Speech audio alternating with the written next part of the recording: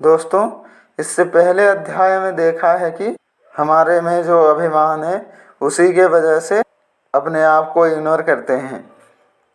हम रुपए पैसे ऐशो आराम से डूब जा रहे हैं। हम केवल बाहर से कुछ देर तक खुश हैं, किंतु वास्तविक स्वरूप से हम कभी सुख में नहीं रह पा रहे हैं, क्योंकि हमारे में अज्ञान भरा है।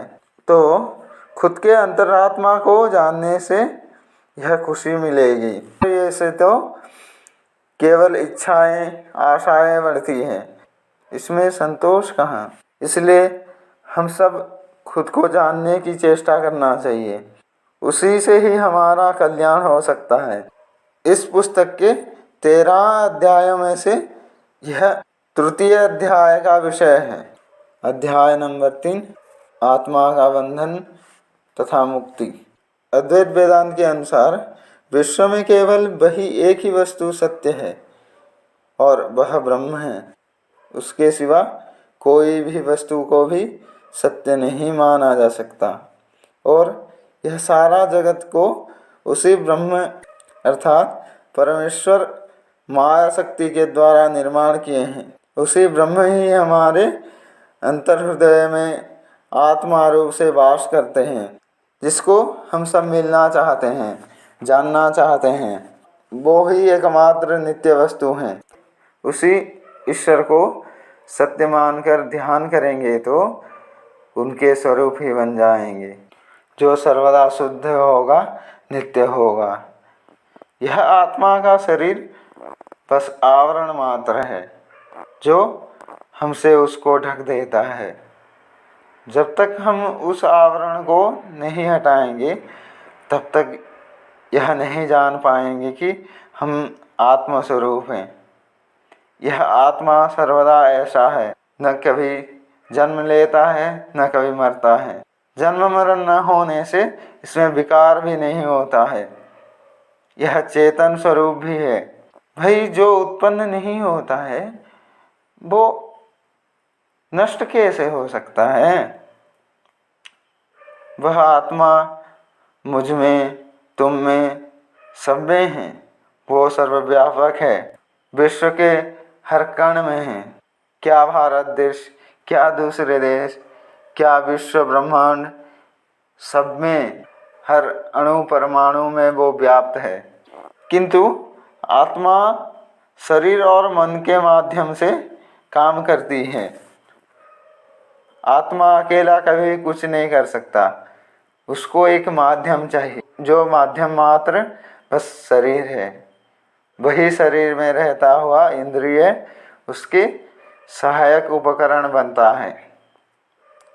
वेदों, उपनिषदों और सभी शास्त्र में वही एक के बारे में ही लिखा गया है।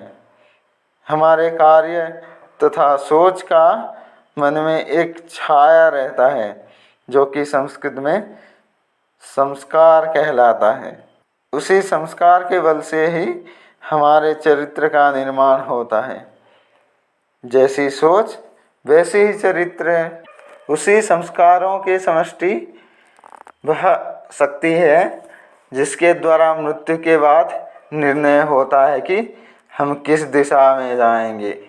किंतु मनुष्य के मृत्यु के बाद उसकी शरीर तत्वों में मिल जाती है। केवल बच जाता है वही संस्कार, जो कि मन में रहता है। अतः मन भी कभी विघटित नहीं होता है। वह पुनः अगले जन्म के लिए आत्मा में मिलकर संस्कारों के साथ जन्म लेता है। भौतिक द्रव्य जितना ही सूक्ष्मतर होगा, उतना ही दृढ़तर होगा। उस आत्मा में ही हम सब विघटन अथवा मिल जाने के लिए संघर्ष कर रहे हैं। उदाहरण, जब गर्मी के मौसम में हम चक्रवात देखते हैं, जो एक घूमता हुआ वायु का समूह मात्र है। चक्रवात के समय जैसे भिन्न भिन्न स्थानों से आया हुआ धूल, मिट्टी, कागज इत्यादि एक ही स्थान में मिलते हैं, फिर बाद में उन सबको दूर गिराकर अलग अलग कर देता है। ठीक वैसे ही वे शक्तियों को प्राण कहते हैं। भौतिक पदार्थ परस्पर मिलकर शरीर बनाते हैं, किंतु पदार्थ रूपी इंद्रिय आदि के बिना यह सबका कोई गति नहीं है।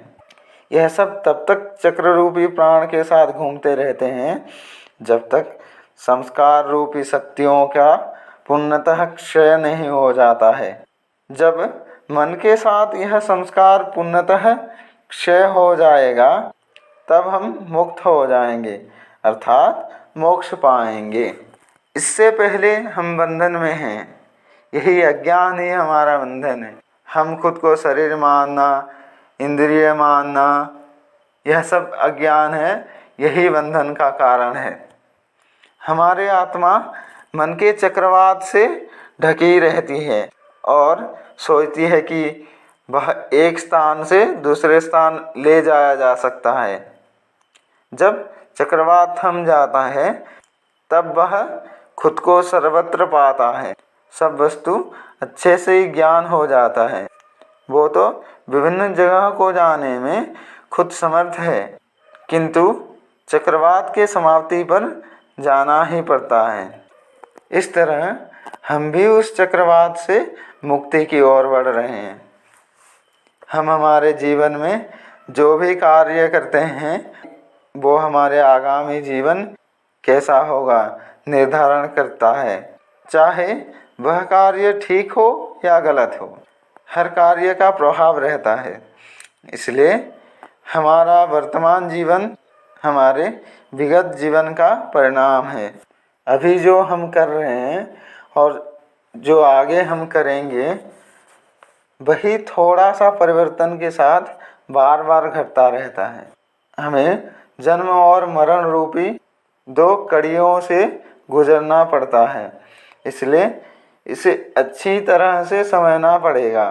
हम देखते हैं कि हमारे जीवन पूर्व जीवन के कार्यकलापों के ऊपर आधारित है। उस समय ही निर्धारित हो गया था कि आगे की जीवन कैसा होगा। हम हमारे आने वाले भविष्य के लिए खुद जिम्मेदार होंगे और जो कुछ भी हम भोग रहे हैं अभी उसके लिए भी हम खुद ही जिम्मेदार हैं। हम केवल अज्ञान से भाग्य पर दोष देते हैं, कोसते भी रहते हैं। ये गलत बात है। हम कभी ये नहीं करना चाहिए। हम हमारे खुद के कर्म से खुद को सुखी रख सकते हैं या दुखी रख सकते हैं। अभी के कार्य आगामी भविष्य काल के जीवन के लिए महत्वपूर्ण हैं। जैसे कीड़ा अपने ही भीतर से तंतु लेकर जाल बुनता है और उसमें खुद को ही बांध लेता है, वैसे ही हम अपने आप को कर्मों के जाल में बांध देते हैं और जितना भी चेष्टा करें बाहर नहीं निकल पाते हैं। इस तरह मनुष्य अपने ही अच्छे बुरे कर्मों से बनता चला जाता है। आत्मा का न कभी जन्म है न मृत्यु है, न आता है न जाता है। प्रकृति ही आत्मा के सन्मुख गतिशील है और इस गति की छाया आत्मा में पड़ती रहती है।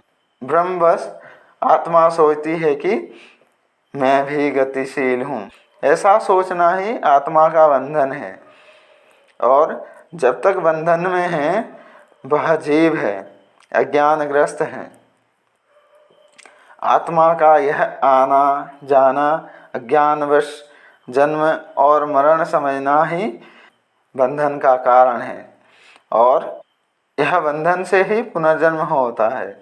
समस्त सृष्टि इस नियम पर चलता है। आत्मा मानव से लेकर स्थावर जंगम सब प्राणियों में है।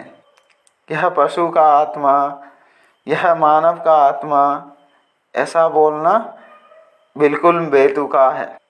जब मानव आत्मा उच्चतम स्तर पर रहती है तभी मुक्ति को प्राप्त करता है। उच्चतम स्तर प्राप्ति रूप मोक्ष बंधन के विनाश से ही संभव है।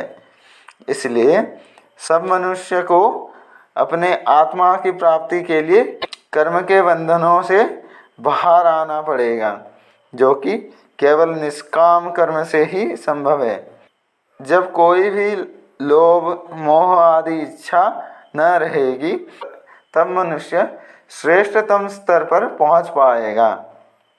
इसलिए भगवत गीता में भी कहा गया है कि कर्मण्येवाधिकारस्ते मा फलेषु कदाचन।